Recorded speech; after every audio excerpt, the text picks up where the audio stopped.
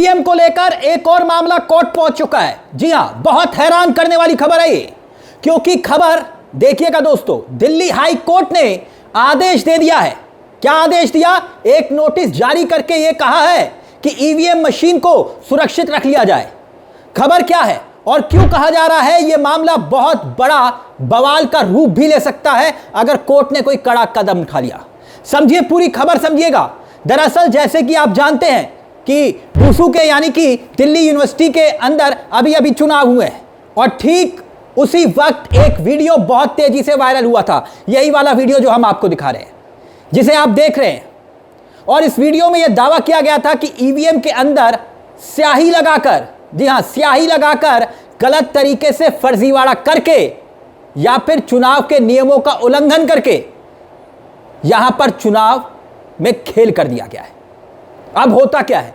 होता यह है दोस्तों कि 19 तारीख को नतीजे आते हैं और नतीजों के तुरंत बाद एनएसयूआई ने एक रिट याचिका दिल्ली हाई कोर्ट में दाखिल कर दी, यह कहते हुए कि ईवीएम के अंदर स्याही लगाकर गलत तरीके से फर्जीवाड़ा हुआ, नियमों का उल्लंघन हुआ, जैसे कि इस वीडियो में भी दिखाई दे रहा है कि भाई नियमों का उल्लंघन करके चुनाव जीता गया और इसीलिए इन चुनावों को तुरंत रद्द कर दिया जाए। ईवीएम के साथ छेड़छाड़ हुई है मेलॉर्ड, यह याचिका, यह रिट दाखिल की।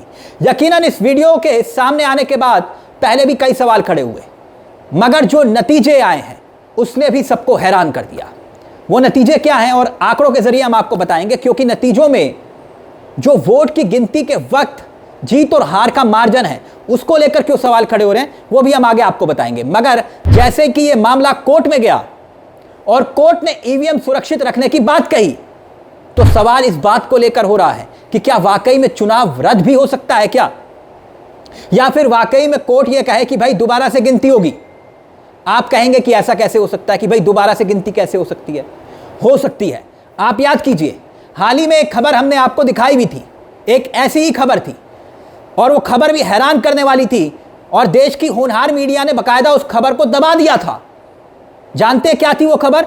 वो खबर यह थी कि सुप्रीम कोर्ट के अंदर हरियाणा का एक मामला गया था, सरपंच के चुनाव का मामला था, और सरपंच के चुनाव में जो उम्मीदवार हार गया था उसने याचिका दाखिल की थी। तो हुआ क्या था? सुप्रीम कोर्ट ने कहा था कि भाई ईवीएम मशीन लेकर आइए। कोर्ट में मशीनें लाई गई और फिर ईवीएम मशीन को वीवीपैट खोला गया, फिर से पर्चियों की गिनती हुई, तो जो हारा हुआ उम्मीदवार था, जी दोस्तों, जो हारा हुआ उम्मीदवार था वो चुनाव जीता हुआ घोषित होता है। समझ रहे हैं आप? ईवीएम खुली तो नतीजा जो था वो नहीं कुछ और था। समय लगा इसमें, लेकिन हुआ ये कि उसी तर्ज पर क्या अब इस मामले में भी कुछ ऐसा ही हो सकता है? क्या उसी तर्ज पर दिल्ली हाई कोर्ट भी दिल्ली यूनिवर्सिटी के चुनाव में कुछ ऐसा ही उदाहरण पेश करेगा? ये सवाल खड़े हो रहे हैं, क्योंकि एक और बड़ी बात वो ये कि जो नियम है, जैसे कि आप जानते हैं कि भाई 45 दिन के अंदर जब चुनाव के नतीजे आ जाते हैं तो 45 दिन के अंदर जाकर शिकायत करनी होती है। लेकिन यहां तो 45 दिन वाला मामला तो छोड़िए, कुछ ही घंटों के अंदर शिकायत हो गई, कुछ ही घंटों के अंदर। इसलिए हमने आपको ये वीडियो दिखाया क्योंकि यही वीडियो एक बहुत बड़ा आधार माना जा रहा है। जोसलीन नंदिका चौधरी वही हैं एनएसयूआई की तरफ से, उन्होंने ही ये याचिका दाखिल की है। उन्होंने ये आरोप लगाया था कि भाई अलग अलग कॉलेज में मैं गई हूं और वहां पर ईवीएम में एबीवीपी के उम्मीदवार जो हैं उनके सामने स्याही का निशान लगा दिया गया, ताकि जो भी वोट देने के लिए आ रहा है उसको साफ रहे कि आपको वोट किसको देना है। ये एक बहुत बड़ा आरोप है दोस्तों। यानी ईवीएम पर स्याही का निशान लगा हुआ है और वो भी जीते हुए कैंडिडेट के आगे। अगर ऐसा है तो वाकई में बहुत बड़ा मामला बन जाएगा। अब आंकड़े देखिए, बहुत दिलचस्प है आंकड़े, क्योंकि जब यह चुनाव होता है तो अध्यक्ष पद पर एबीवीपी के आर्यन मान को चुनाव में जीता हुआ घोषित किया जाता है। आर्यन मान एबीवीपी के, उनको कितने वोट मिले देखिए जरा, 28,841 वोट। एनएसयूआई की जोसली नंदिता चौधरी को मिलते हैं 12,645 वोट। यानी जीत और हार का मार्जिन बहुत बड़ा है क्योंकि छात्रों के वोट है। और अंजलि जो कि आयशा से खड़ी हुई थी, उनको 5,000 वोट मिलते हैं। नोटा को यहां पर 3,175 वोट मिलते हैं। और जो मार्जिन रहा हार जीत का वो रहा 16,196 का। ठीक, अब उसके बाद दूसरे आंकड़े को देखिएगा, तब जाके तस्वीर आपको लगभग साफ होगी।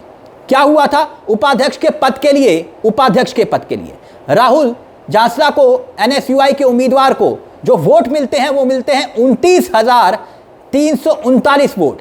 गोविंद तंवर एबीपी के खड़े थे, इनको मिले, दूसरे नंबर पर रहे ये, इनको मिलते हैं कितने? 20,547 वोट। सोहन कुमार आयसा से खड़े, उनको मिले भाई 4,143 वोट। और नोटा पर गए कितने वोट? 5,800 वोट। बहुत ज्यादा संख्या है ये। नोटा पर बटन दबा। अब देखिएगा जो जीत और हार का मार्जिन रहा, यहां पर राहुल को जो जीत हार मिली वो करीब 8700 वोटों से वो चुनाव जीत गए। गोविंद तंवर को उन्होंने हरा दिया। अब गौर करिएगा, अब दोनों आंकड़ों को अगर देखेंगे समझेंगे तो अध्यक्ष पद के लिए आर्यन मान चुनाव जीते, 28,841 वोट उन्हें मिले, चुनाव जीते। जबकि दूसरी तरफ उपाध्यक्ष पद के लिए एनएसयूआई का कैंडिडेट राहुल जो जीता, उन्हें मिलते हैं 29,339 वोट। मतलब यह हुआ कि स्टूडेंट्स ने, छात्रों ने एक पोस्ट के लिए एबीपी को चुना और एक पोस्ट के लिए एनएसयूआई को चुना। और सबसे बड़ी बात यह कि अध्यक्ष पद के चुनाव के लिए जो आर्यन मान है ना, उनको लेकर यह कहा गया कि भाई चुनाव जीतना उनके लिए चुटकी का खेल है। जानते क्यों? यह बात इसलिए कही गई कि भाई जीतने के लिए जितनी भी पावर चाहिए, जिस तरह की पावर चाहिए वो उनके पास है, वो बहुत आसानी से चुनाव जीत जाएंगे, बहुत मजबूत उम्मीदवार है भाई। तभी तो सोचिए बॉलीवुड के कलाकार उनके लिए वोट मांगने आए, रणदीप हुड्डा, संजय दत्त, बड़े बड़े कलाकार। अब ये शौक में तो आए नहीं होंगे इतनी दूर से, हरियाणवी गायक आए, मासूम शर्मा तक का जिक्र आया।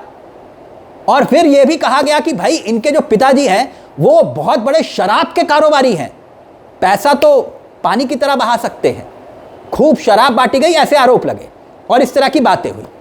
मगर फिर भी अगर आप आंकड़े को देख रहे होंगे तो अध्यक्ष पद के लिए राहुल को मिले महज 29,339 वोट और उपाध्यक्ष पद के लिए एनएसयूआई के जो चेहरा जीता है उसको 28,841 वोट मिल गए।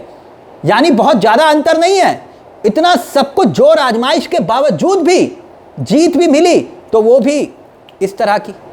अब ऐसे में एबीपीपी यानी कि जो बीजेपी का छात्र संगठन है, ये तर्क दिया जा रहा है कि भाई जिस चीज को लेकर आपने इतना माहौल बनाया तब भी इतने वोट नहीं आए, हमसे ज्यादा वोट तो एनएसयूआई का कैंडिडेट है वो इतने करीब आ गया, ये तर्क दिया जा रहा है। अब इस तर्क में कितना दम है यह अलग विषय है, लेकिन यहां पर लोकप्रियता की बात थी कि भाई इतने मार्जिन से जीतेंगे, जैसे मोदी जी कहते हैं ना, वैसे ही। मगर अब सवाल खड़े हो रहे हैं कि ईवीएम को लेकर मामला कोर्ट में पहुंच चुका है। ऐसे में अगर कोर्ट ने कोई कड़ा कदम उठाया तो फिर सवाल खड़े होंगे। वैसे भी राहुल गांधी इस वक्त वोट चोर गद्दी छोड़कर नारा लगा रहे हैं और दूसरी तरफ अब ये नया सवाल खड़ा हो गया है। तो क्या ये नया मामला नए बवाल का रूप लेगा? ये सबकी निगाहें अब कोर्ट के ऊपर होंगी, क्योंकि कोर्ट ने ईवीएम को लेकर अगर कोई बड़ा फैसला लिया तो इसका देश की सियासत पर असर पड़ेगा, ये तय है। फिलहाल इस खबर में दोस्तों मेरे साथ इतना ही। अपनी राय हमें कमेंट बॉक्स में जरूर दीजिएगा। इस मुद्दे को लेकर आप क्या सोचते हैं कि क्या कोर्ट इस मामले को लेकर कोई कड़ा रुख अपना सकता है? अपनी राय हमें कमेंट बॉक्स में जरूर बताइएगा। मुझे तिलक चावला को दीजिए इजाजत। नमस्कार, जय हिंद, जय भारत।